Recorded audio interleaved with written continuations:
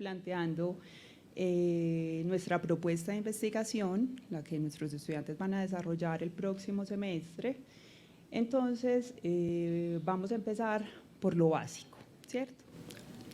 Lo básico es plantear la pregunta de investigación, ¿cierto? ¿De dónde vamos a partir?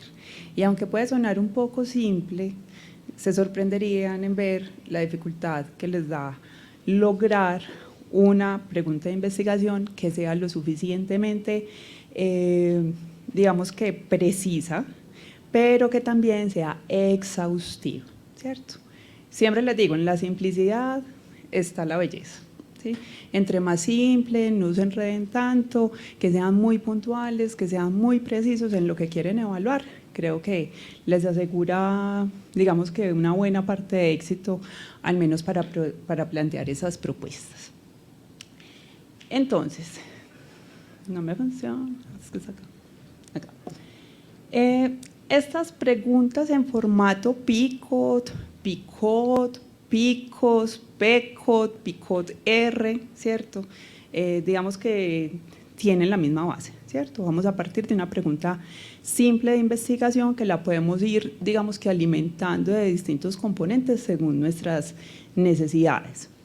¿De dónde nos traemos esa pregunta en formato PICO, ¿cierto? El formato PICO básicamente es delimitar bien la población de estudio, las intervenciones, las comparaciones y los desenlaces que nos interesan medir. Esta pregunta en formato PICO la traemos de todo lo que tiene que ver con medicina basada en la evidencia, ¿cierto? Entonces esto no es pues parte de la evaluación económica ni nada que se le parezca, sino que lo tomamos prestado desde allá, porque básicamente nosotros, pues obviamente tenemos que trabajar en conjunto con toda la parte clínica, entonces es muy importante que adoptemos estas buenas prácticas para poder, digamos que encontrar unas respuestas acertadas a unas preguntas que van a ser muy precisas. ¿De dónde surge entonces la necesidad de esas preguntas? ¿Y por qué va a ser tan importante? Me voy a poner un poco intensa con la pregunta, porque de la buena formulación de esta pregunta PICO depende, digamos que buena parte el éxito que vamos a tener al momento de plantear nuestra búsqueda de evidencia, ¿sí? Entonces nosotros vamos a hacer búsqueda de evidencia en dos momentos. Vamos a hacer una búsqueda de evidencia económica y en su momento pues van a hacer una búsqueda de evidencia clínica. Búsquedas que van a ser muy parecidas, pero no son iguales porque necesitamos productos que van a ser muy distintos. Entonces, esas búsquedas, si nosotros estamos enredados desde la pregunta de qué es lo que queremos saber, pues las búsquedas se nos van a volver una locura, ¿cierto? Entonces, básicamente, aquí es acá, me devuelvo, ¿cierto? Esta estructura nos va a servir para llegar a las bases de datos con algo mucho más estructurado, ¿cierto? Es muy distinto que yo me vaya a buscar una base de datos, por ejemplo, cuál es el mejor tratamiento para el cáncer de mama, ¿cierto? ¿Qué me pueden salir ahí? N.000 resultados. Tratamientos para el cáncer de mama, todos, ¿cierto? Y me van a salir estudios de todas las naturalezas posibles, ensayos clínicos, observacionales, evaluaciones económicas, de todo, ¿cierto? Tratamientos para estadios tempranos, para estadios tardíos, tratamientos farmacológicos, no farmacológicos, ¿cierto? Entonces yo tengo que empezar a delimitar, por ejemplo, ¿qué es lo que yo quiero saber sobre los tratamientos para el cáncer de mama? ¿Quiero enfocarme en el tratamiento farmacológico? Ok, ¿sí? En todo lo existente, posiblemente no, ¿cierto? Porque nos enloquecemos un poquito. Entonces, empezar a desagregar como, bueno, ¿qué es lo que yo quiero? Lo mismo con la población. Necesito saber el tratamiento para todas las pacientes con cáncer de mama, en todos los estadios. Alguien me puede decir, sí, quiero eso, ¿sí? Pero lo ideal es que empecemos como por pedacitos, ¿cierto? Entonces, delimitando muy bien la población a la que queremos impactar. ¿Listo? Por acá. Si no hacemos esta delimitación, como les decía anteriormente, vamos a tener una cantidad de estudios que nos pueden abrumar un poco, ¿sí? Y ya lo vamos a ver más adelante, vamos a tener una clase de búsqueda de evidencia. Entonces, como tarea de esta charla, después de esta clase, se van a ir muy juiciosos y me van a empezar a plantear cuál va a ser la pregunta pico de cada uno, ¿cierto? Entonces, esa pregunta la vamos a empezar a moldear. Algunos ya llegan con una pregunta divina, clara, específica, tal. Perfecto, ¿sí? Pero los que no, vamos a ir a empezar a, digamos que a darle forma, a darle molde a esas preguntas. Entonces, la idea hoy es que podamos mirar algunos ejemplos de preguntas pico. Al final ustedes tendrán que tomar papel y lápiz para identificar algunos componentes, pero que hagan un ejercicio con sus preguntas de investigación muy similar pues, a lo que vamos a plantear hoy acá. Entonces, la pregunta pico parte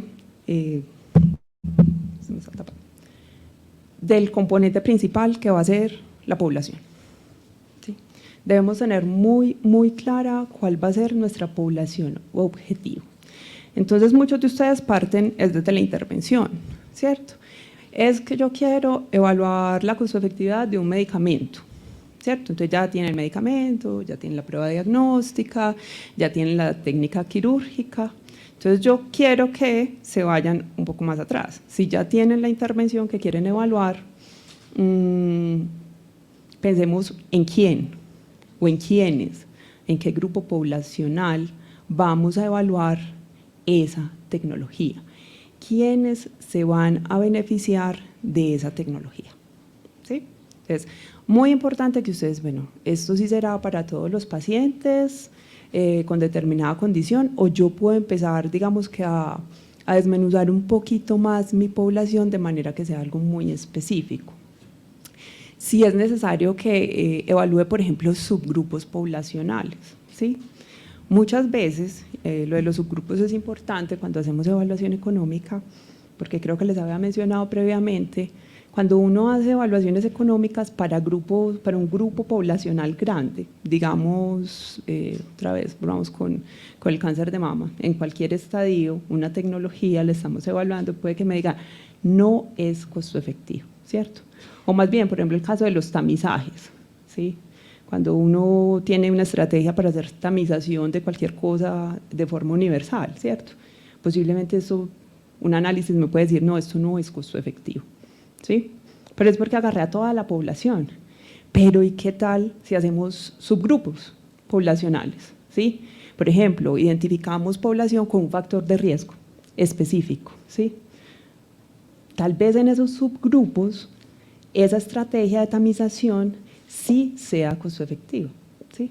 Y muchas veces decimos eso, bueno, si es población general, esto no va a ser costo efectivo, pero es muy costo efectivo si se evalúa en subgrupos poblacionales específicos, con algún factor de riesgo, con algún indicador, ¿cierto?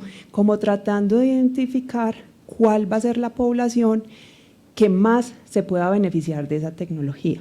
Entonces recuerden que en la evaluación económica lo que miramos es cómo podemos ganar más salud con los recursos disponibles, ¿cierto?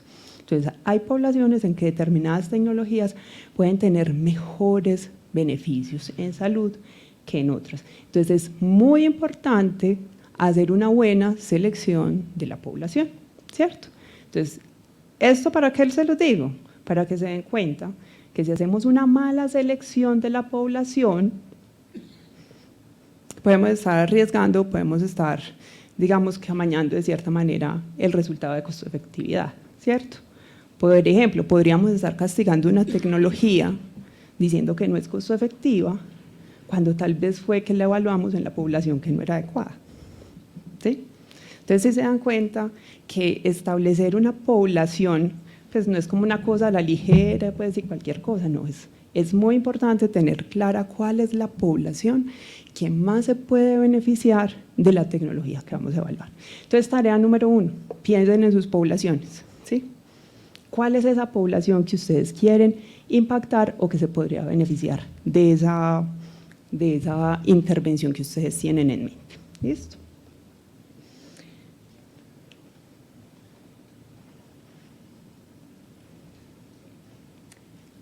Importante acá, no solamente, eso es pues en general para toda la pregunta, tratar de ser muy rigurosos, ¿sí?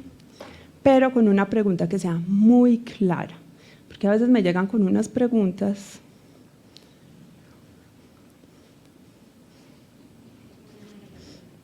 Secuestrado el micrófono hasta que acaba.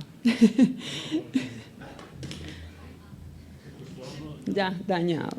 Se cierran las preguntas.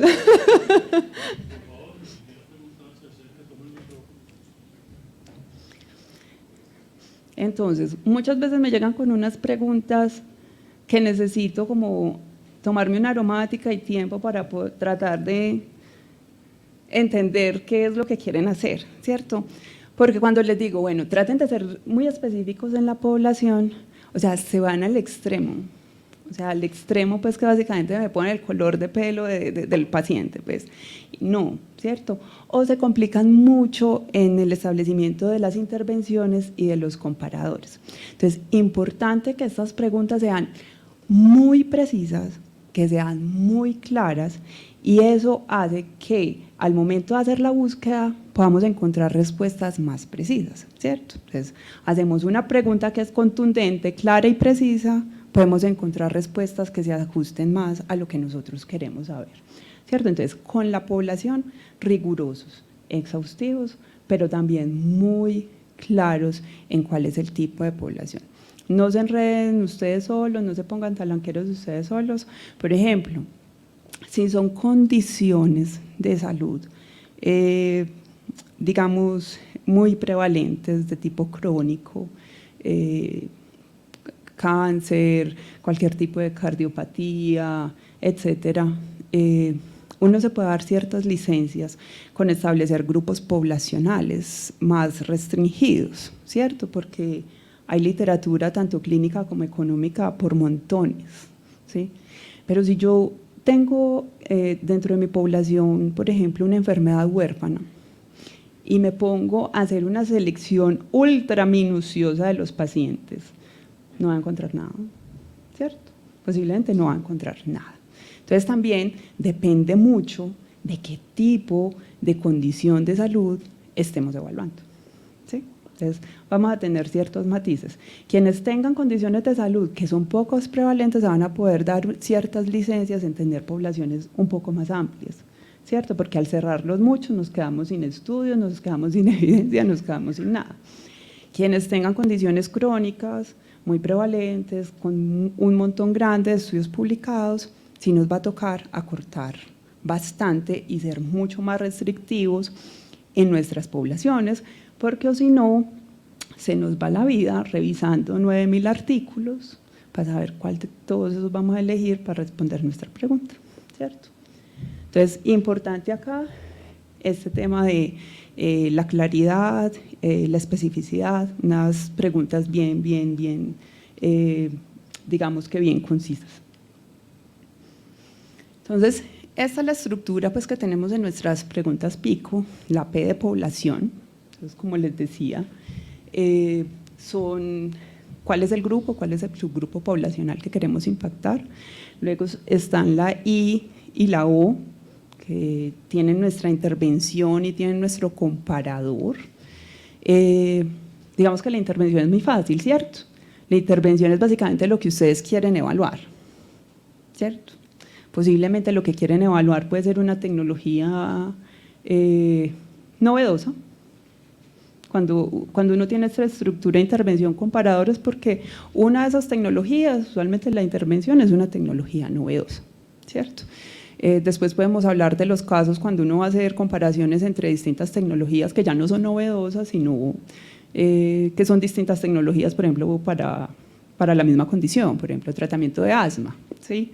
Yo quiero saber cuál de las distintas moléculas o medicamentos para el tratamiento del asma es más costo efectivo, ¿cierto? Ahí no hay nada novedoso, pero yo quiero darle una ordenación, hacer una especie de posicionamiento terapéutico dentro del asma, que tiene tantos medicamentos, dentro de la hipertensión, que también tiene una lista importante de medicamentos.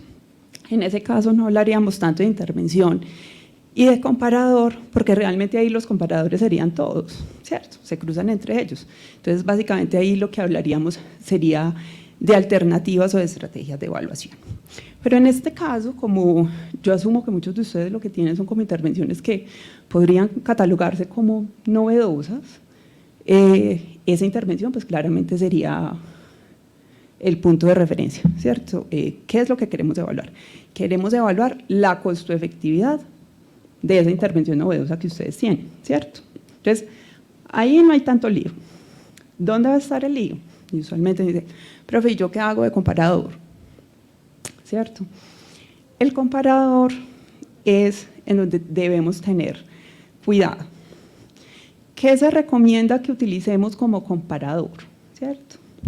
Desde la clínica siempre nos han dicho, utilice el estándar de oro, el gold estándar, ¿cierto? Acá podemos usar la tecnología que sea más ampliamente usada, por ejemplo, en el país, ¿cierto? Por ejemplo, si llegara voy a decir cualquier cosa, un antihipertensivo nuevo, súper novedoso, súper guau, ¿con qué lo tendríamos que evaluar? ¿Qué les ocurre? ¿Contra qué? ¿Qué sería el comparador?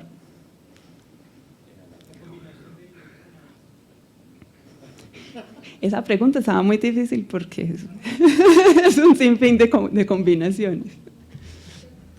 Bueno, si es nueva, yo lo que haría es buscar el estudio pivotal de esta molécula nueva y ver con qué yo lo comparaba y ver si se da justamente en esa línea que yo estoy evaluando. Con mucho cuidado, porque no necesariamente lo comparan contra lo más usado. Por ejemplo, si es una intervención, si estamos haciendo una evaluación económica para el país, tenemos que ver, por ejemplo, cuál es lo más usado. En ese caso, por ejemplo, los antihipertensivos, que son tantos, me enfrentaría a un problema interesante y mi comparador no tendría que ser uno, ¿cierto? Tal vez sean unos cuantos, varios, ¿cierto? Una lista amplia. Entonces hay que tener mucho cuidado con qué vamos a comparar, porque el comparador también me va a influenciar bastante los resultados de la evaluación económica. Les voy a dar un ejemplo donde es importante tener en cuenta el comparador. En cirugía robótica, ¿cierto? No sé qué tan familiarizados estén pues, con estos robots súper sofisticados para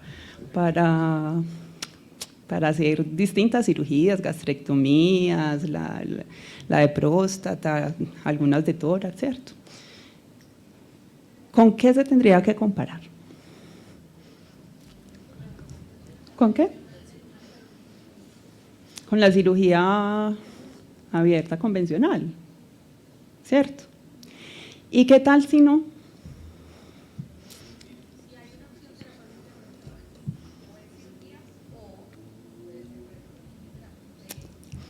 ¿Y si para esa cirugía existe la laparoscopia? Uno tendría que definir la práctica o el grupo de tecnologías con las que pudiera competir. Tendrías que agrupar. En este caso, Como tenemos más de 100 personas conectadas, podemos hablar, pero ustedes me dicen aquí qué pasa.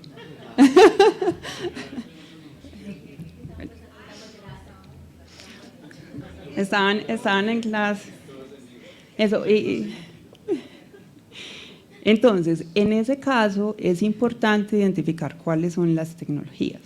Posiblemente si yo comparo la cirugía robótica con una cirugía abierta, pues normal, las diferencias sean marcadas, sean muy marcadas, ¿cierto?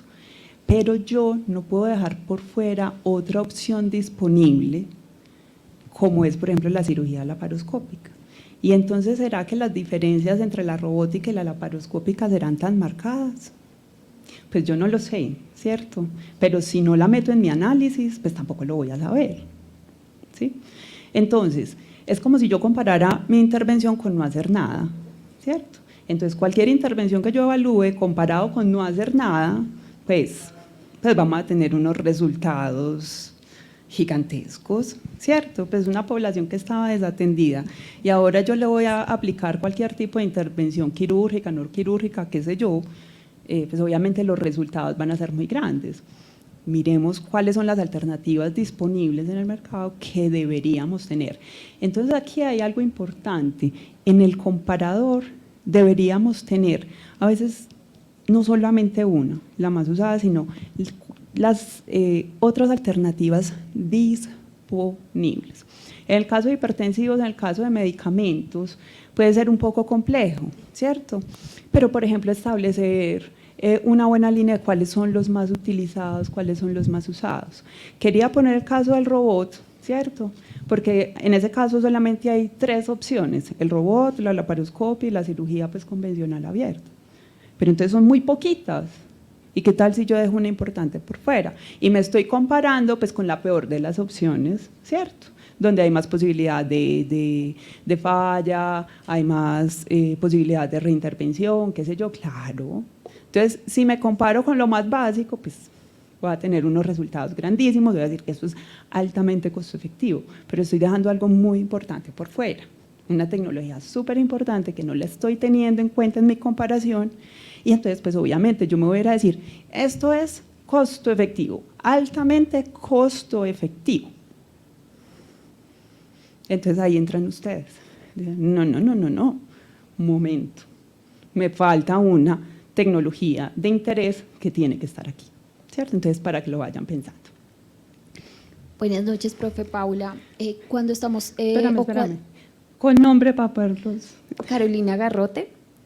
Okay. Bueno, si yo voy a evaluar un coadyuvante, entonces, ejemplo, una tecnología y que el tratamiento complementario es terapia física.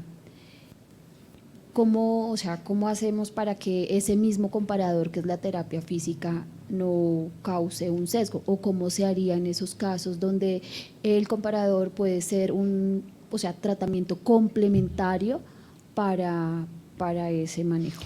Ok, entonces cuando son tratamientos complementarios, pues no hay lío, ¿cierto? O sea, no es que vayas a darle, por ejemplo, a un grupo que va a tener un coadyuvante y el otro no va a tener, sino que solamente va a tener terapia física, según te entiendo, entonces va a ser un coadyuvante y el otro grupo sería coadyuvante más terapia física. Entonces, eso es distinto a cuando uno tiene pues, que el uno solamente una cosa y el otro solamente otra cosa. Se pueden incorporar allí, pues no hay ningún problema desde que pues, exista evidencia, estas terapias que son combinadas, o sea, son básicamente la misma y el único diferencial va a ser que el grupo, digamos, de la intervención va a tener,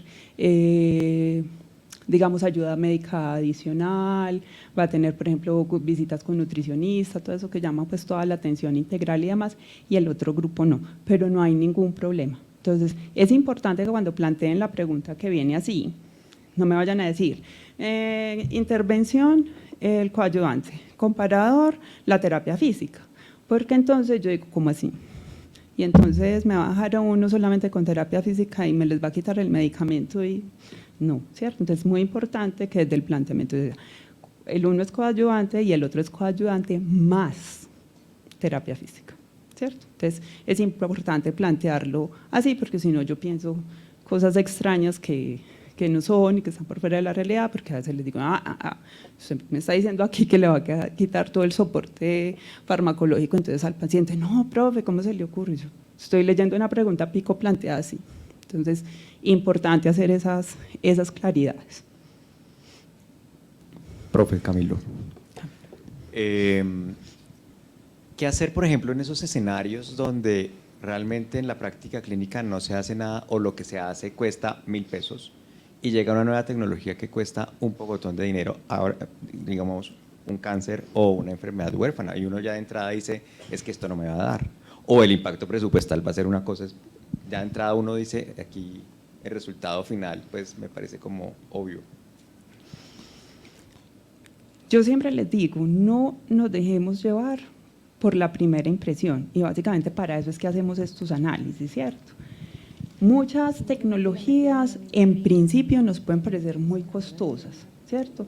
Pero nosotros desde la evaluación no hacemos evaluaciones para allá, nosotros tenemos que tener en cuenta el horizonte temporal. Entonces me dice, sí, pero es que es muy costosa. Pero ¿qué tal que eso que ahora es tan costoso, a la larga me reduzca la mortalidad, la morbilidad y por ende, por ejemplo, todo lo que son hospitalizaciones, todo lo que son complicaciones severas, ¿cierto? Porque todo eso son costos y son costos asociados a la misma enfermedad, ¿cierto? Entonces, algo que yo puedo ver hoy, inmediato, que es costosísimo. ¿Quién quita que cuando hago una evaluación como las que hacemos, al final, con un horizonte temporal mucho más amplio, hombre, esto represente unos ahorros significativos para el sistema, porque yo puedo tener lo que tú dices, una tecnología que vale 3 pesos, o sea, que no vale mayor cosa, y qué tal que no fuera tan efectiva, ¿cierto?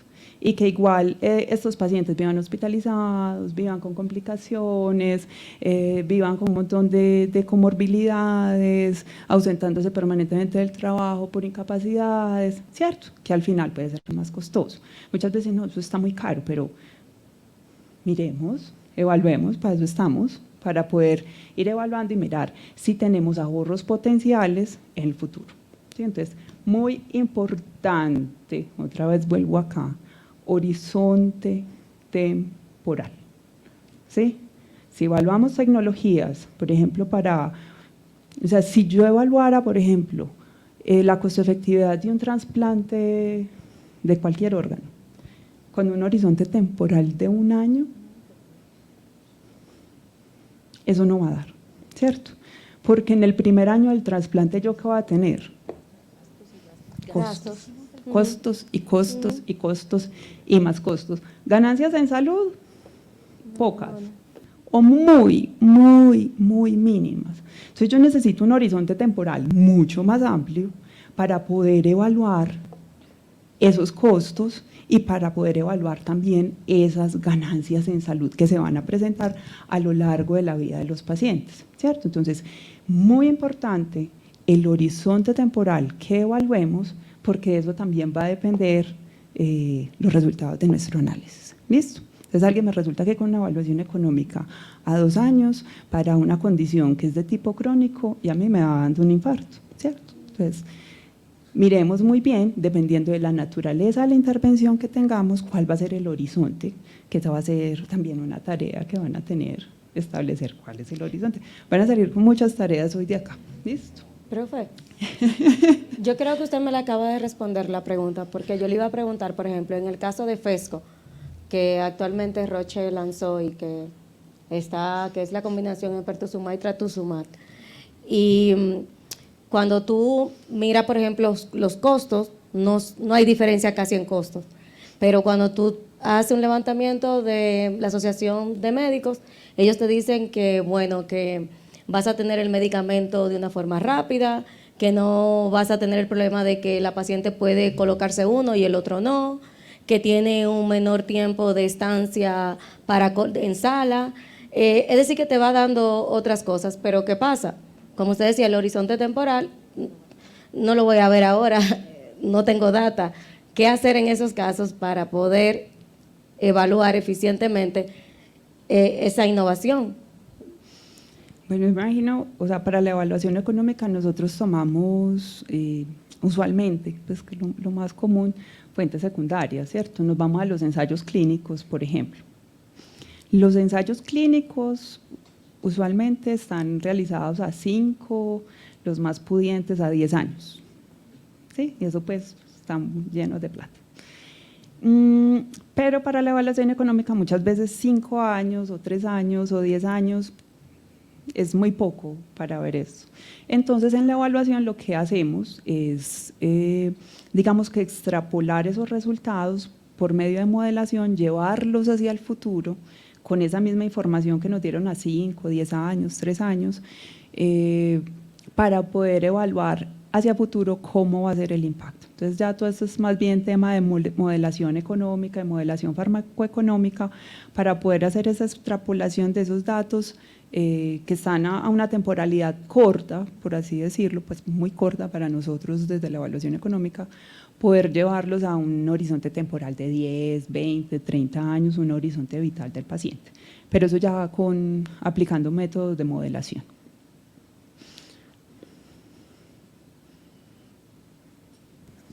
Sonido, sí. Yo le estaba echando como cabeza, profe, a lo que me queda más. He estado pensando mucho en una cosa que llamamos una estrategia, y es generar un puente entre la salida hospitalaria, la alta hospitalaria, y un acompañamiento más cercano y gestionado como con mayor eficiencia en el ámbito ambulatorio, para evitar que se nos rehospitalicen, y haciendo seguimiento también a las causas de larga hospitalización por razones sociales. Y yo digo, ¿pero contra qué lo comparo? Y yo diría, y comparar contra nada. Para allá vamos, porque ese punto es importante, el comparar contra nada, ¿cierto? Nosotros heredamos, o sea, como les decía, todo esto viene desde la pregunta pico clínica, ¿cierto? Y tenemos esta misma consistencia. Es válido para nosotros comparar contra placebo, por ejemplo, y en algunos casos contra no hacer nada, mientras sea ético, también desde lo clínico, ¿cierto? No podemos dejar por fuera una intervención y compararla contra nada cuando existen opciones terapéuticas en el mercado, ¿cierto? Si existen opciones terapéuticas en el mercado, desde lo clínico, por ejemplo, para un ensayo, no va a ser ético hacer un ensayo clínico, por ejemplo, comparando contra no hacer nada, ¿cierto? Un medicamento versus no hacer nada. Acá nos puede pasar algo parecido, pero más desde la ética es también desde la aplicabilidad que les decía ahora. Si hay opciones terapéuticas, yo no puedo decir no hacer nada. En el caso de los programas o intervenciones de salud, no es que no se haga nada, porque siempre se hace algo, ¿cierto? Uno no deja pues un paciente ahí abandonado a su suerte. Entonces, lo correcto es evaluar contra la práctica usual, ¿sí? Porque no es que no se esté haciendo nada, se está haciendo algo, ¿sí? ¿Y qué se está haciendo? Pues la práctica usual. No sé cómo se le dará el manejo pues, a estos pacientes, si es un alta, bueno, y no volvió a saber nada del paciente hasta que volvió a urgencia, no sé, ¿cierto?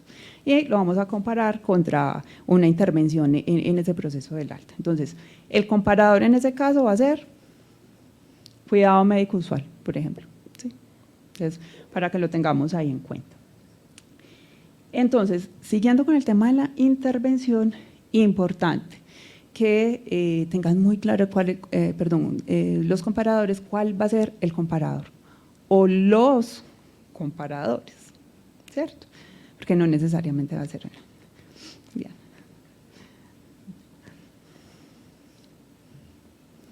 Gracias, profe. Diana. Sí.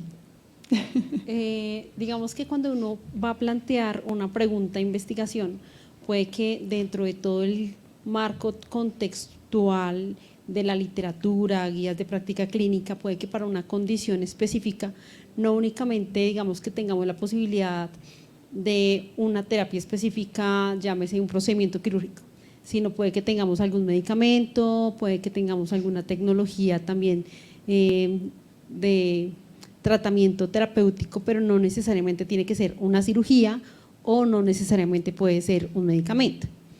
En ese caso, ¿cuál es la recomendación para poder incluirlas dentro de esta evaluación de costo-efectividad o costo-beneficio, lo que se vaya, digamos, a hacer? Si te entendí bien, es cuando tenemos tecnologías de distinta naturaleza. Así es. No hay problema.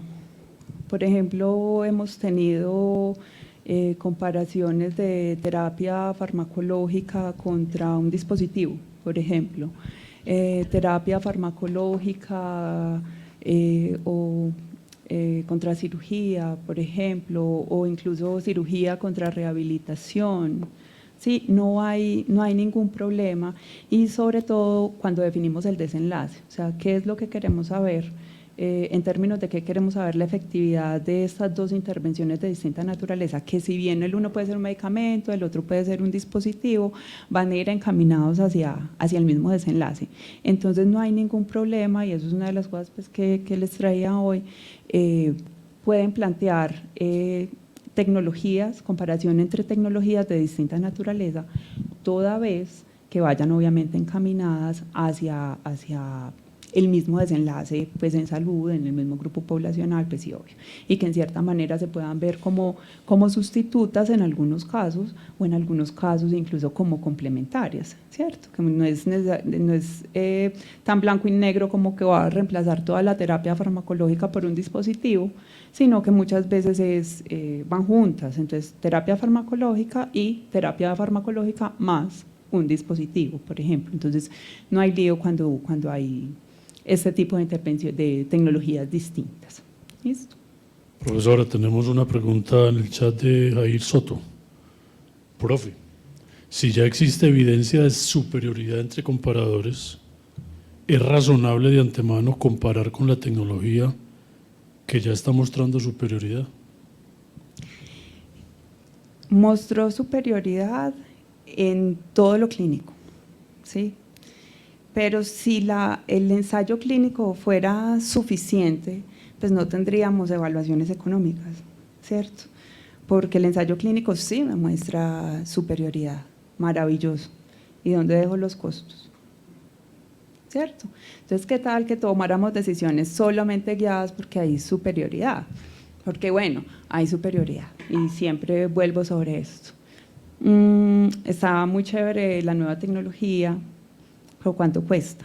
Y más que cuánto cuesta, realmente sí hemos hecho esa comparación entre las ganancias en salud que tiene esa nueva tecnología y el diferencial de costos con lo que ya tenemos, ¿sí? Es súper importante tener eso en cuenta. Saber realmente cuál es esa relación incremental de costo-efectividad entre esas dos tecnologías, y la pregunta que nos debe sincerar como sistema de salud o como tomadores de decisiones: ¿podemos pagar por ello? ¿Sí? Porque tecnologías buenas, pues muchas, pero podemos pagar por ellas, ¿sí? Entonces, en este marco de recursos escasos, no necesariamente vamos a tener capacidad de financiación de todo. Entonces, nos tenemos que asegurar de que no solamente vamos a incorporar las tecnologías que más salud aporten, porque eso pues, es lo ideal, que aporten mucha salud y que existe un diferencial importante en salud, pero también que tengan un diferencial significativo en costos, o que al menos esa inversión, ahora lo resumía muy bien el doctor Darío Londoño, es asegurémonos de obtener buena salud, pero a un costo que sea pues, razonable, ¿cierto? Sobre todo que podamos asumir como ya sea como sistema de salud o como institución o qué sé yo, pues desde donde estemos haciendo la evaluación económica. Entonces, no solamente va a ser mirar los estudios clínicos, sino que toca meter evaluación económica. Esto es sostenible en el tiempo, y a la evaluación económica tocará en su momento también meterle un análisis de impacto presupuestal. Bueno, muy costo efectivo, muy chévere, ¿por cuánto nos va a costar esto? ¿Sí? Podemos tener esas dos tecnologías al tiempo, las que estamos comparando, las podemos sostener al tiempo dentro del mismo sistema de salud, o tendremos que ir haciendo exclusión en el tratamiento de manera que o empiezan a compartir mercado. ¿Cuáles estrategias hay ahí? ¿Cuánto nos va a costar eso? Y bien lo decía ahora la doctora Roballo, estamos aún en mora de ese umbral para los análisis de impacto presupuestal, ¿cierto? Porque pues yo que me gano, es que eso tiene un impacto presupuestal de 10.000 millones de pesos. Eso a mí no me dice nada. Nada, eso así suelto, no. O sea, yo no sé si eso es mucho o si será muy poquito, ¿cierto? Si el país puede soportar ese impacto presupuestal o no. Entonces, para eso necesito también tener contra qué comparar. Porque si una tecnología excede, por ejemplo, la capacidad de pago en su análisis de impacto presupuestal, pues también hay que sincerar, ¿no es cierto? Tal vez no sea para todo el mundo. Y habrá que empezar a establecer criterios de priorización de quienes se pueden beneficiar más, ¿cierto? Entonces, importante estos análisis, porque dan luces por todos los lados, desde lo clínico, desde lo epidemiológico, desde lo económico, ¿cierto? Toda la parte de sostenibilidad financiera, pues que también nos preocupa bastante. Y hablando de costos, tal vez anticipándose a un curso posterior, pregunta Darío Lesmes, que creo estaba ahora acá, pero se transformó. Sí. Y está escribiendo en el chat. Me dijo que me iba a escribir. Por Dice, él dice, ¿cuáles son nuestras fuentes de información sobre costos? ¿Es válido traer datos de fuera del país? No, no es válido. Listo, nuestras fuentes de costos van a depender obviamente de la perspectiva que vamos a adoptar, ¿cierto? Si el análisis es realizado, por ejemplo, desde una perspectiva del sistema de salud, pues tendríamos que utilizar bases de datos nacionales. Entonces, lo más común es que utilicemos, por ejemplo, si necesitamos valores de medicamentos, nos vamos al CISMED, ¿cierto? Si necesitamos valores para procedimientos, pruebas de laboratorio y todo esto, pues hay, ¿cómo?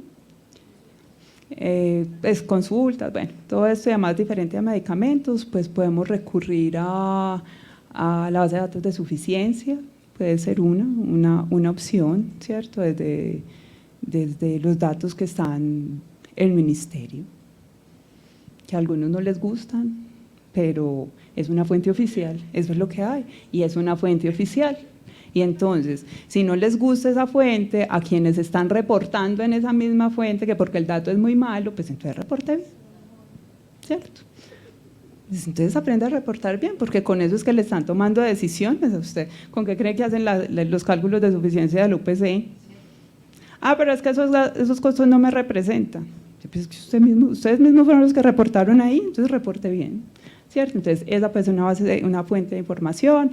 En algunos casos incluso podemos utilizar manuales tarifarios, están viejitos los del Instituto de Seguro Social, muy viejitos, pero en algunos casos se pueden utilizar, el manual SOAT también se puede utilizar. Entonces tenemos digamos que maneras de utilizar costos propios del país y por ningún motivo utilizar costos de afuera. ¿Cuándo podemos hacer eso? Cuando, por ejemplo, estamos hablando de tecnologías que no están disponibles actualmente en el país, ¿cierto? Algunos medicamentos, por ejemplo, dispositivos que aún no están, nos toca tomar algún precio de referencia internacional, pero con mucho cuidado, ¿sí? Sobre todo en los análisis de sensibilidad, porque estamos especulando con el precio, ¿sí? Tenemos un valor referente de los vecinos, por ejemplo, pero eso hay que declararlo y hay que hacer un análisis de sensibilidad robusto, e incluso la evaluación económica nos puede servir para hacer un análisis de umbral donde digamos cuál puede ser un precio aproximado de esa tecnología al momento de entrar para que sea costo efectivo. Entonces es una herramienta poderosa la evaluación económica ahí en ese análisis de umbral también para la toma de decisiones, ¿cierto? Como bueno, si esto entra con un precio inferior a tantos pesos, puede ser costo efectivo. Si van a entrar con un precio más allá, no, tal vez no. Entonces, importante esa herramienta también ahí. Bueno, no me hagan perder pues de la pregunta pico, que ustedes tienen tareas por hacer. Y después dicen, no nos explico. Bueno, entonces, comparador ya, población lista, intervención lista, comparador, también pensarle muy bien ese comparador, y el desenlace, ¿cierto? Importante, entonces ya tenemos una población definida que queremos impactar, tenemos unas intervenciones, unas tecnologías que van a impactar esa población, ahora la pregunta es, ¿cómo la van a impactar? ¿Sí? El desenlace, establecer el desenlace es realmente, no es tan difícil, es decir, no que piensen, bueno, ¿y cómo impacta eso a la población? ¿Sí?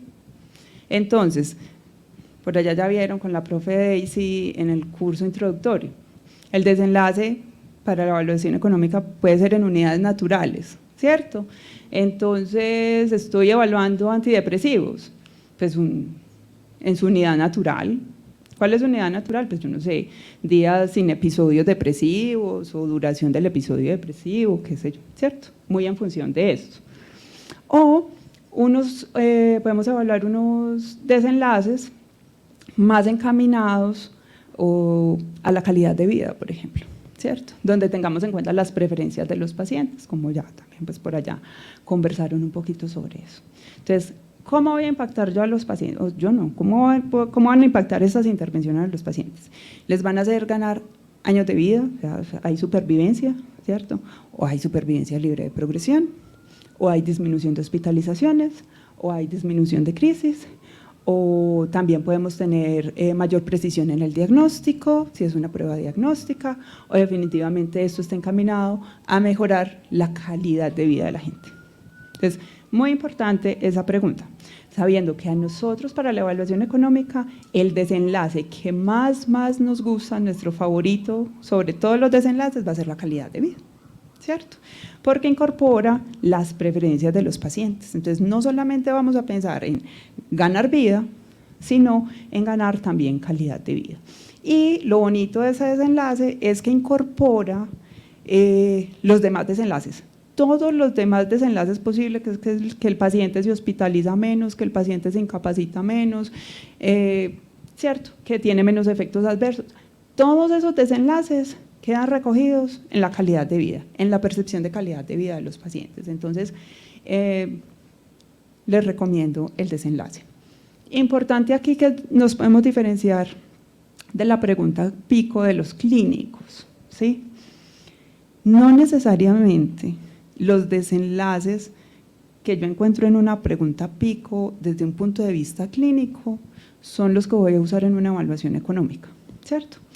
Para un médico pueden ser muy importantes algunos marcadores, que la disminución de la presión arterial, que no sé, el comportamiento de la densidad mineral ósea, ¿cierto? Esas cosas súper importantes, ¿sí? Que la fracción de eyección, no sé qué, cómo se mantuvo, maravilloso para los clínicos.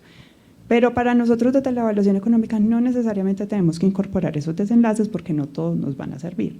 Nosotros necesitamos desenlaces más duros, más contundentes, ¿cierto?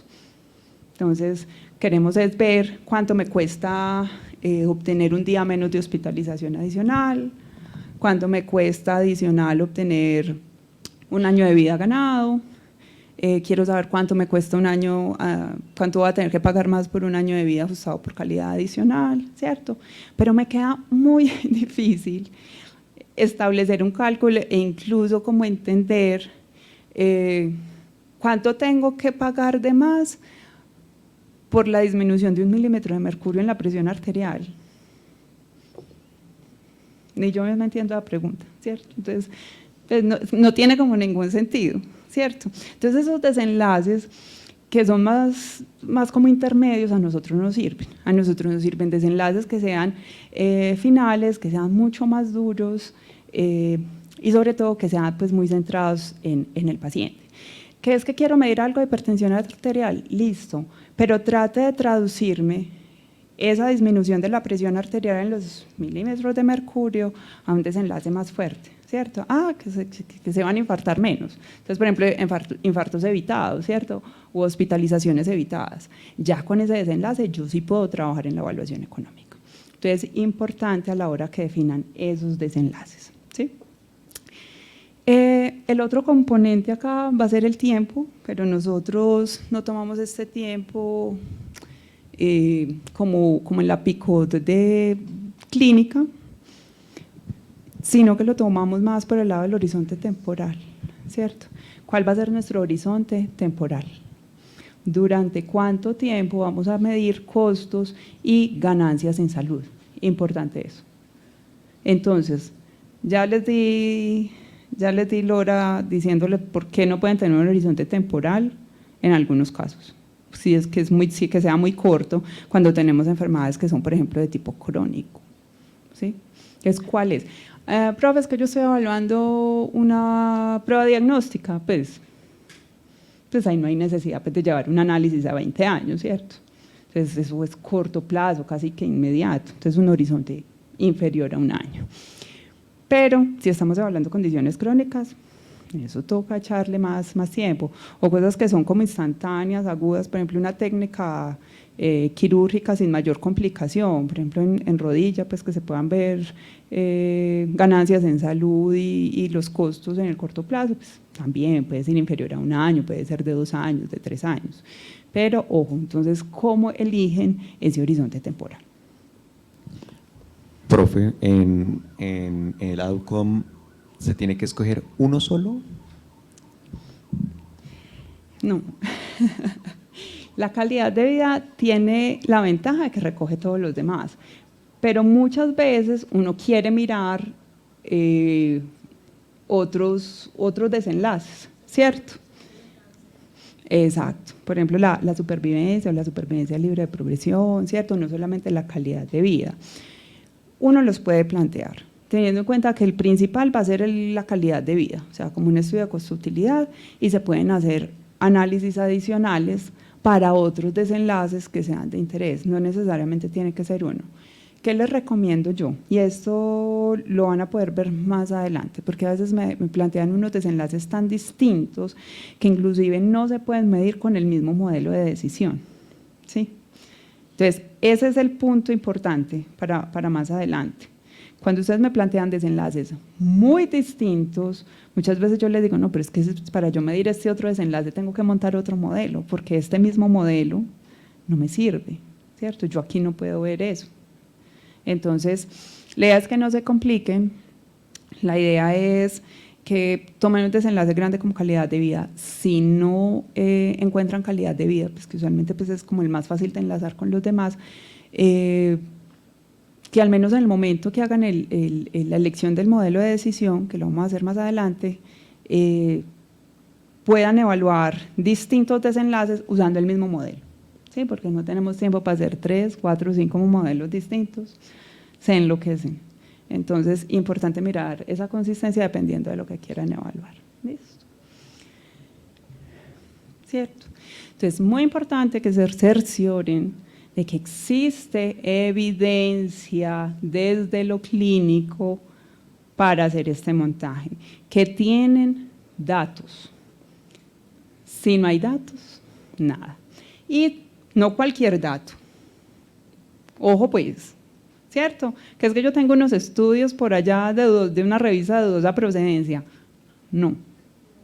¿Cierto? Entonces, con el profe Jorge, en el curso de diseños van a aprender al menos a identificar cuáles son esos componentes que debe tener un estudio, por ejemplo, un ensayo clínico que sea de buena calidad, ¿cierto? En algunos casos, según la intervención que tengan, no les va a servir un ensayo clínico, ¿cierto? Por ejemplo, para una prueba diagnóstica, eso no tiene ensayos clínicos, ¿cierto? Usualmente son estudios más de corte observacional, por ejemplo. Pero lo importante es que sean de buena calidad.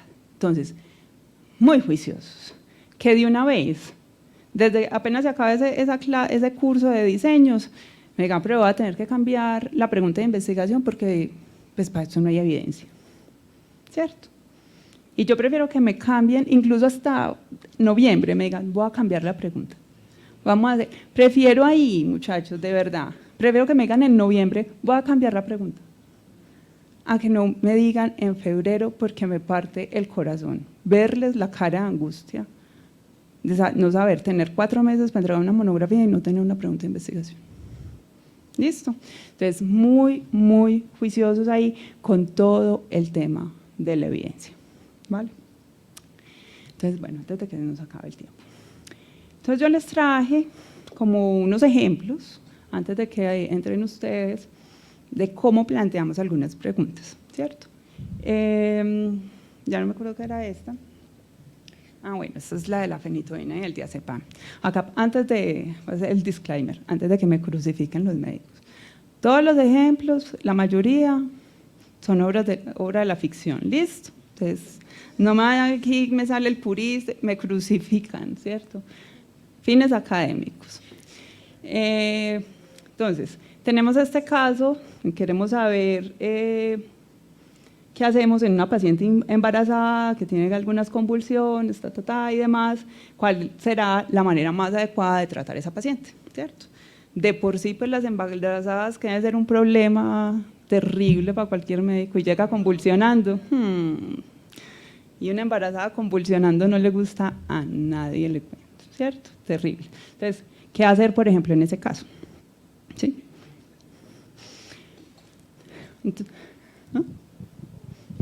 En lo que yo haría, o sea, si esa paciente llegara a un servicio de urgencias, cuando yo hace medicina, pues el medicamento más efectivo para las convulsiones es el sulfato de magnesio.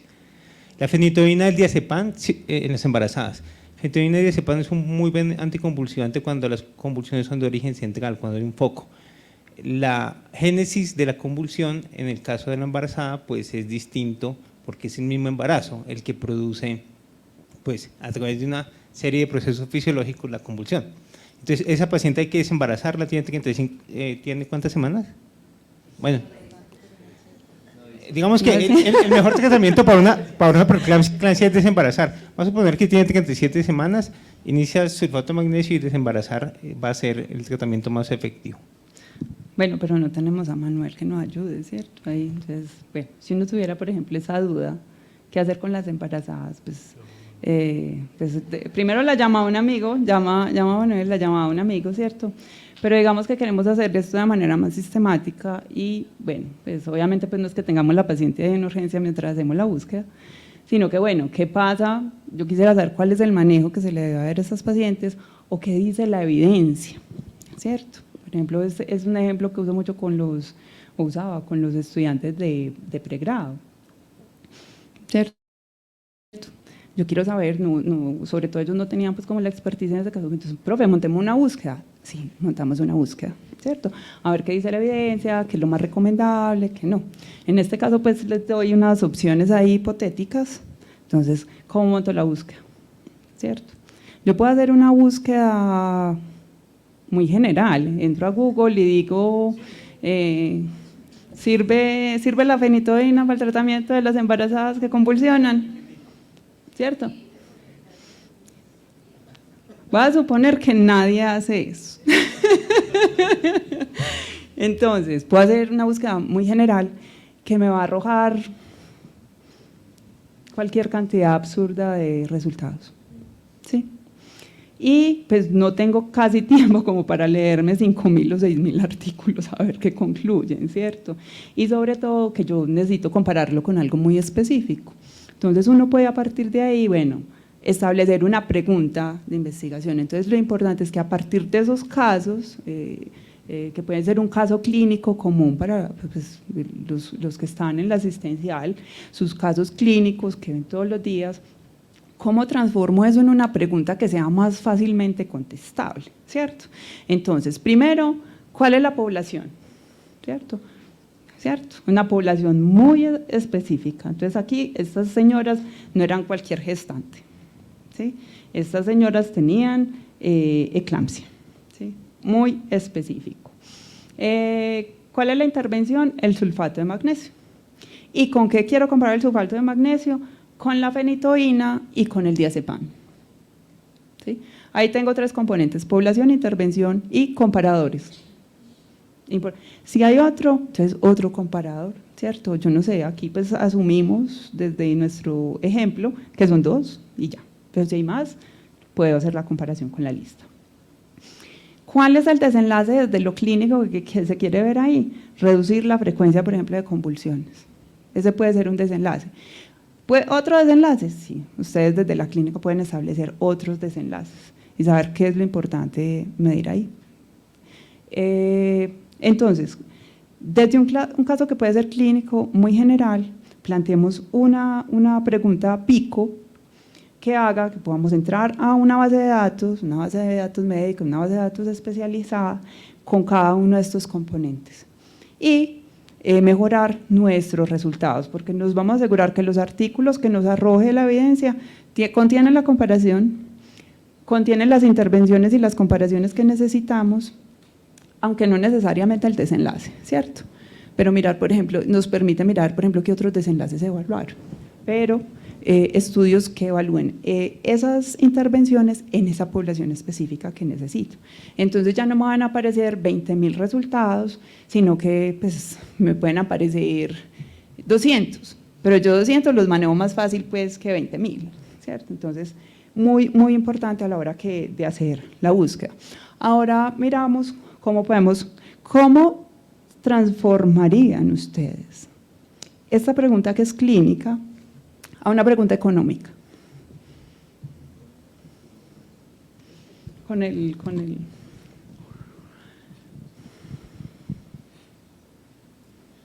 Depende la perspectiva de que lo voy a analizar, depende. Porque, por ejemplo, en mi caso, yo la colocaría económica diciendo, el sistema de salud puede financiar el sulfato de magnesio para mujeres embarazadas con eclampsia en comparación con tal, si lo puede financiar. Yo lo colocaría así. Depende, como dije, la perspectiva. Resultados de la búsqueda, 0. ¿Es costo efectivo el empleo de sulfato de magnesio para disminuir las convulsiones en pacientes embarazadas? La aterrizamos ya a términos económicos. Ahí esa pregunta es totalmente clínica. Por ejemplo, en mujeres gestantes con eclampsia, ¿logra el empleo del sulfato de magnesio comparado con Ella la va a terminar. Con reducir las convulsiones? Comparado con fenitoína diazepam. Sí, también puede ser. Pero básicamente, ¿qué es lo que nos interesa medir acá? Sí, el sulfato de magnesio es una intervención costo efectiva. ¿Sí o no? Esa sería la pregunta, nuestra pregunta de investigación, que la queremos hacer mucho más completa y que tenga todos los componentes. Entonces, es costo efectiva el sulfato de magnesio cuando se compara con fenitoína diazepam en mujeres gestantes con eclampsia desde la perspectiva del sistema de salud colombiano o dominicano o mexicano, ¿cierto? Entonces, transformamos esa misma pregunta clínica a una pregunta ya más de corte económico, porque ya no nos interesa saber si es efectiva para reducir las frecuencias de las convulsiones. Yo necesito saber si es costo efectiva, ¿cierto? Si esa vaina es costo efectiva, sí o no. Entonces, importante, cómo a partir de una pregunta pico, que es casi que netamente clínica, logramos obtener una pregunta económica que es la que nos va a interesar a nosotros. Entonces, muy importante, sobre todo para los que son epidemiólogos que ya vienen así cuadriculaditos con todo esto de la pico, no sé qué, y muy orientados hacia lo clínico, se me salen un poquito de ahí porque en este caso nos interesa evaluar el tema económico, ¿sí? Netamente económico, costo, efectividad. Este es otro ejemplo para que ustedes vean que son cosas muy precisas y que no es no tienen editorial las intervenciones y me echan una historia de la prueba genómica que no sé qué, que logra reducir, no, yo necesito algo muy preciso. Esa carreta de explicarme qué es una prueba genómica, Oncotype, en qué se diferencia del cuidado de manejo usual, lo van a hacer, sí lo van a hacer. Claro, lo tienen que hacer para su monografía, lo tienen que hacer para la propuesta de investigación. Por ahora vamos paso a paso, ¿cierto? ¿Qué es? Y tratar de explicar muy brevemente en la actividad que tienen que hacer a la profe Paula, que no tiene ni idea de medicina, que es la pobre economista, ¿qué es? Pero cortico, no un tratado de 80 páginas de las diferencias, algo cortico que me dé como una idea, porque en muchos casos no sé, por ejemplo, en qué se diferencia la intervención del comparador, ¿cierto? Bueno, son dos medicamentos, la diferencia es que uno es inyectable y el otro es en pastillas, que el uno se aplica una vez a la semana y que el otro tiene que ser todos los días, ¿cierto? Entonces, que tengo un programa de salud y me dan un nombre genérico, y yo, ¿y ese programa qué hace? ¿Qué incluye? ¿Qué tiene? ¿Cierto? Puede ser algo corto por el momento, después tendrán tiempo de explicar muy a detalle sus intervenciones, pero por ahora algo corto. ¿Listo? Entonces, por ejemplo, aquí era una población muy específica, ¿sí? Estas eran mujeres con cáncer de mama, pero no todas, ¿sí? Entonces específico, que estuvieran en un estadio inicial, que tuvieran, ¿cómo se llama esto? ER2 negativo, que tuvieran nodos linfáticos negativos, y la otra, no me acuerdo cómo era que se llamaba, ese R positivo, ¿cierto? Receptores de estrógenos positivos, hace muchos años pasé por ahí, ¿cierto? Entonces, si se dan cuenta que esta población es súper, súper, súper específica, ¿sí? ¿Por qué será? Porque posiblemente este oncotype ha demostrado o demostró en su momento mayor efectividad en esta población, creo que específicamente en estas ER2 negativo, ¿cierto? Si yo lo evalúo en todo, tal vez me diga que eso no es costo efectivo de entrada, porque no todas se van a beneficiar de esta intervención. ¿Listo? Entonces, muy específica lo que les decía ahora, cáncer de mama, hay evidencia de lo divino y lo humano, ¿sí?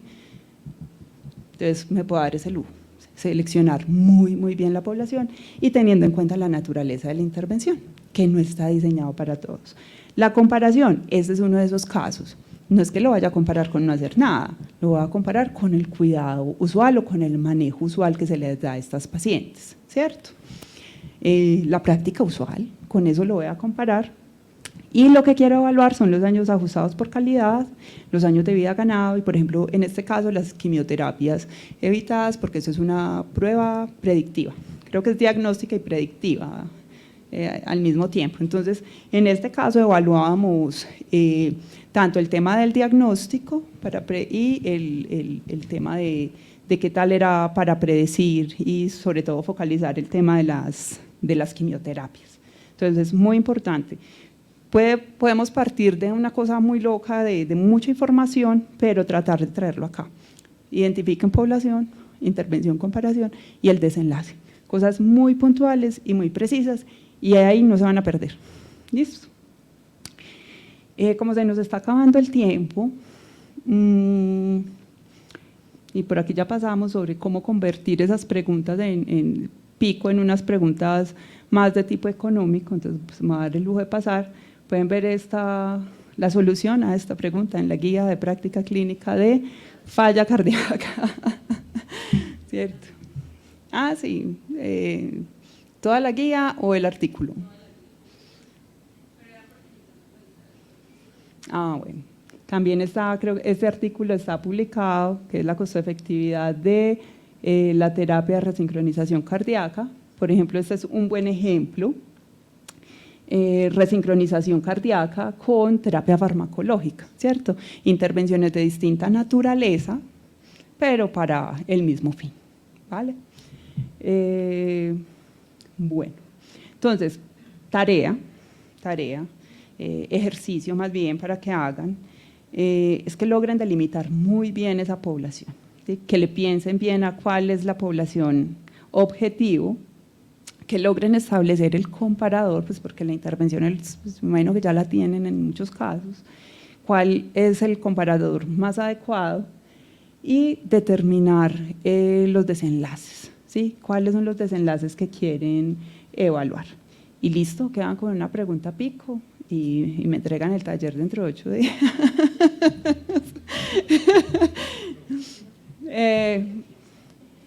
Ustedes sí ven de ahí esto. El título, sí. Entonces, eso es más como un ejercicio. Pensé que se iba a ver mejor, ahí me disculpan, no sé si los que están conectados lo logran ver bien. Y se los compartes el link. Y la idea es que ustedes, a partir del resumen de este artículo, un análisis de costo-efectividad en mujeres con osteoporosis, logren identificar esos componentes, ¿cierto? Entonces, una lecturita ahí rápida y al final me dicen cuál es la población, cuál es la intervención, cuál es el comparador y cuál es el desenlace.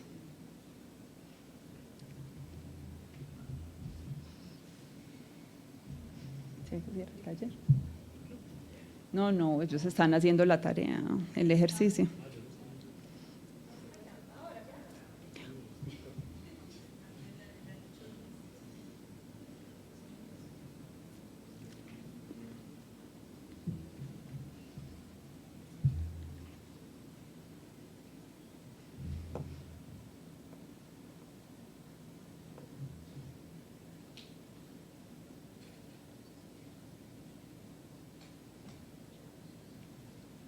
Entonces, ¿cuál es la población? Ay, no, yo iba a hacer un paréntesis mientras ellos hacían el Bueno. ejercicio, profe. Es un paréntesis acá. Ahorita mirando todo lo que tiene que ver con atención primaria y salud y que efectivamente todo el mundo quiere como implementar programas y estrategias y promoción y prevención, digamos que uno cómo enmarcaría dentro de esta pregunta PICOT una estrategia, si es incluso nueva, una intervención, un programa nuevo que no tenemos, o sea, el punto de partida es ahorita cero, vamos a inventarnos un programa y vamos a mirar si eso funciona. Se puede establecer, una vez más, el comparador sería lo usual, ¿sí? En este caso puede ser difícil, sobre todo cuando son programas de salud, tener como claramente definidos ese comparador, esas comparaciones entre una intervención y un comparador. Y usualmente lo que hacemos es comparar con la misma, dentro de la misma población, por ejemplo, los resultados antes y después. Básicamente se convierten en estudios de antes-después, porque estamos tomando no poblaciones distintas o grupos de comparación distintos, sino que estamos tomando la misma población. Entonces, pero eso implica pues esfuerzo, o sea, necesitamos tener información de esa población, yo no sé, de sus desenlaces en salud, de su comportamiento, antes del programa. Y hacer mediciones después del programa, porque muchas veces no vamos a poder durante el programa, vamos a decir, bueno, vamos a tener esos pacientes en este programa y a los otros los voy a excluir, ¿cierto? Cuando eso, por ejemplo, puede implicar hospitalizaciones, complicaciones, no, pues cómo va a excluir a un grupo de pacientes de acá. Entonces, más fácil pues más fácil, dependiendo de las mediciones que se tengan, en ese mismo grupo, cómo se comportaban antes de la intervención, y cómo cambió su estado de salud, por ejemplo, al implementar la intervención. Y también el mismo tema de la medición de los costos, ¿sí? Otra vez el tiempo, ¿sí? Durante cuánto tiempo se van a seguir. Creo que la dificultad de ese tipo de mediciones es el tiempo, porque la medición no es muy larga y dependiendo de la intervención uno puede ver ganancias de salud hacia futuro, y como estos estudios son para allá, entonces posiblemente no logre ver uno ganancias de salud importantes en un plazo tan cortico. Esa es como una de las limitaciones que le veo ahí. ¿Listo? ¿Quién tiene la respuesta ya? Bueno, ¿ya tienen la población? Bueno, entonces, ¿quién alzó la manito? Mujeres posmenopáusicas. O sea, la población sería mujeres posmenopáusicas en Estados Unidos que tuvieron osteoporosis y un riesgo alto de fractura. Esa sería la población. ¿Quién da más?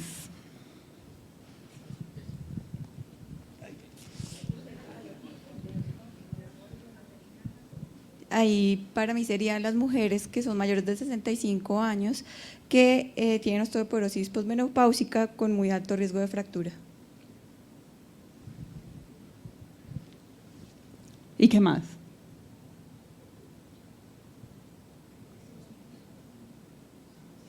Bien, gracias.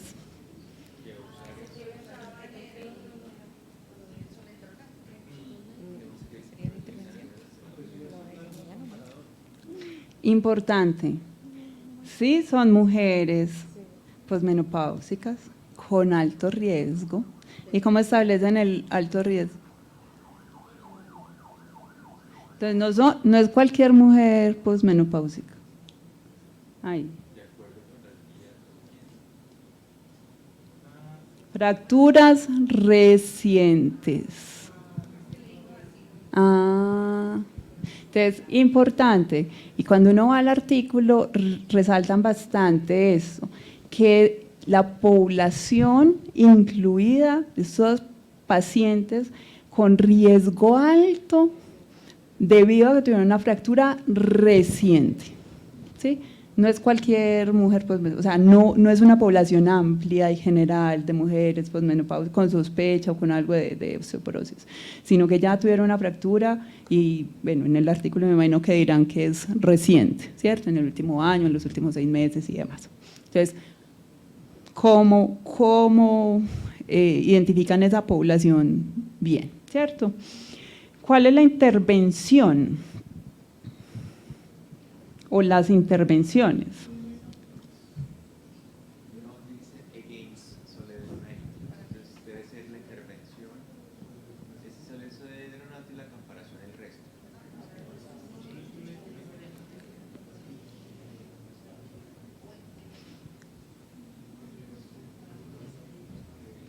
¿Quién da más?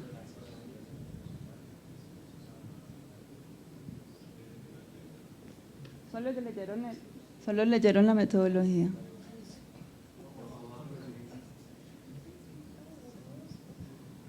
Otra vez.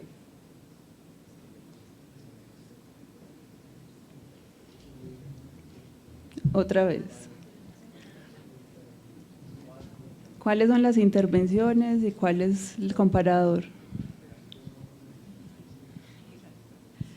Ahí la intervención sería, pues dentro de lo que yo veo, solendronato, porque es la opción más utilizada y la más económica. Y los comparativos ya son denosumab, avaloparatide, teriparatide, romosozumab. Solendronato como comparador. Como intervención, o sea, como el que vamos digamos, el que vamos a utilizar de base para comparar las otras. Los resultados nos dan la clave. Compararon todo lo demás contra solendronato.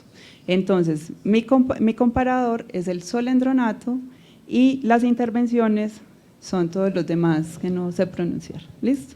Entonces, nos vamos puliendo también en la medida que vamos leyendo para identificar muy bien cuál es el comparador, cuáles son las intervenciones, cuál es la población y cuál es el desenlace.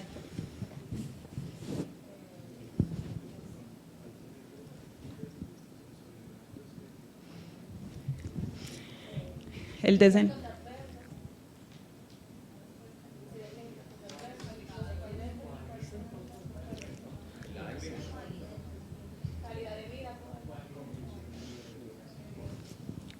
Está como cuando uno hace el examen a los chicos de programa, un montón de respuestas, como quien dice, profe, escoja de ahí alguna que le sigue.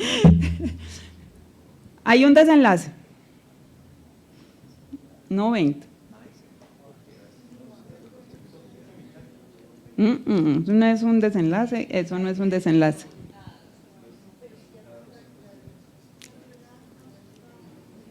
Los cuales, en términos de qué están los resultados, en cuáles, años de vida ajustados por calidad. Ese es el desenlace de esta evaluación, ¿cierto? Que se puedan presentar efectos adversos, que fracturas evitadas, y esos son desenlaces maravillosos. Pero para esta evaluación económica, los resultados están dados en términos de años de vida ajustados por calidad. Entonces ahí es donde yo les digo, nos separamos de los epidemiólogos, ¿sí? Necesitamos es el desenlace para y ahí me están pensando como epidemiólogos y como clínicos cuando me dicen esos otros desenlaces. Aquí centrados en la evaluación económica, en términos de qué me están dando los resultados, ¿cierto? La RAIS o el ICER no es un desenlace, ese es el resultado, es la razón incremental de costo-efectividad y en términos de qué está dada, ¿sí? Ojo allí. Y en un minuto, eso es un artículo sobre cirugía laparoscópica, ¿cierto? En pacientes con apendicitis aguda que no estén complicados, ¿cierto?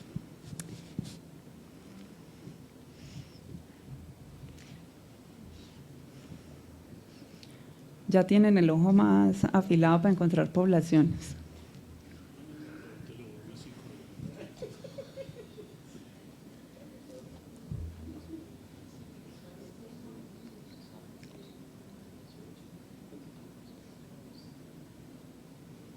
Incluso uno podría identificar otros componentes, la perspectiva, ¿cierto? El horizonte temporal en algunos casos se identifica desde acá.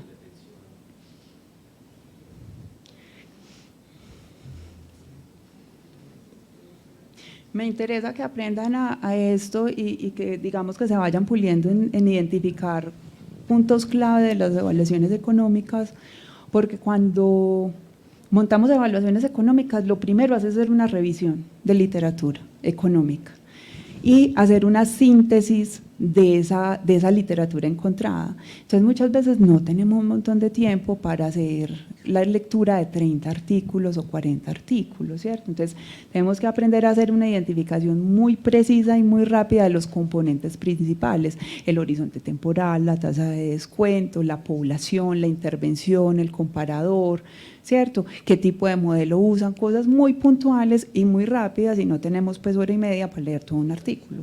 Y cuando tenemos un montón de artículos, entonces importantes. En 5 minutos ya nos toca despedirnos.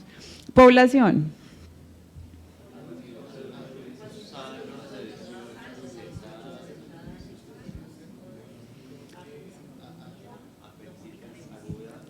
Aquí está, ¿cierto? Importante, el rango de edad, ¿cierto? Que no son niños aquí. Ojo, de 18, tienen que ser mayores de edad, pero no les servían, por ejemplo, en este caso, que fueran mayores de 60 años. Entonces, por algún motivo que explicarán, o sea, la población está delimitada a ese rango de edad, posiblemente mayores de 60 no sea deseable, no sé, ¿cierto? Habrá un motivo para especificar esa población y que estén sanos, ¿cierto? En general, pues que no sea gente muy complicada. La intervención. ¿Sí? Ese era claro, o sea, el manejo no quirúrgico. El comparador. Entonces, dos, ¿cierto? Entonces, lo que les decía ahora, no dejar por fuera las intervenciones, no solamente la laparoscópica, porque alguien me puede decir, ¿cómo así? Y es que toda parte hacemos cirugía laparoscópica, ¿sí? Eso es pues todo el mundo hace eso, nadie hace cirugía abierta. Entonces, me puede decir, te faltan intervenciones acá, entonces me tiran por el piso la evaluación económica, ¿sí? Porque no incluye a todos los comparadores. ¿Y el desenlace? Ya estamos conversando el mismo idioma. ¿Cierto? Entonces ya empezamos a conversar el mismo idioma.